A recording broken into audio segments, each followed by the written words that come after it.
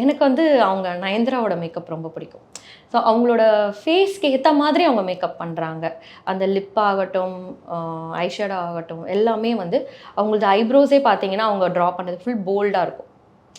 அவங்க என்ன character choose பண்றாங்களோ, அவங்க கேரக்டர் வைஸ் அந்த ஃபேஸ் லுக் அப்படியே இருக்கும்.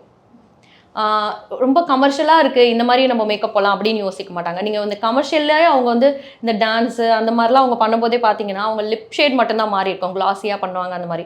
மத்தபடி நீங்க அந்த ஐப்ரோஸ்லேருந்து, அந்த ஐ மேக்கப்லேருந்து எல்லாமே பார்த்தீங்கன்னா, அவங்க எப்படி ஃபாலோ பண்றாங்களோ, அதே தான் ஃபாலோ பண்ணிட்டு இருப்பாங்க. ஆனா, ஏன்னா அது அவங்களுக்கு சூட் ஆயிடுச்சு.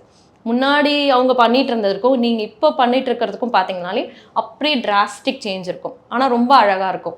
அவங்களுக்குலாம் வந்து ஸ்கின்னே ரொம்ப வந்து நீட்டா மெயின்டெயின் பண்ணிட்டு இருப்பாங்க. ஹைட்ரேட்டடா இருக்கும். அதனால அவங்களோட ப்ரொசீஜர்ஸ் நம்ம ஃபாலோ பண்ணலாம். ஆனா அதுக்கேத்த மாரி முன்னாடி பிரெப்பிங் ஆஃப் ஸ்கின்ன்றத நம்ம ஸ்கின்னுக்கு ஏத்த மாரி நம்ம ஃபாலோ பண்ணிட்டு அவங்க ப்ரொசீஜர் ஸ்டார்ட் பண்ணா இட் வில் பி பெட்டர் நான் சொல்லுவேன்.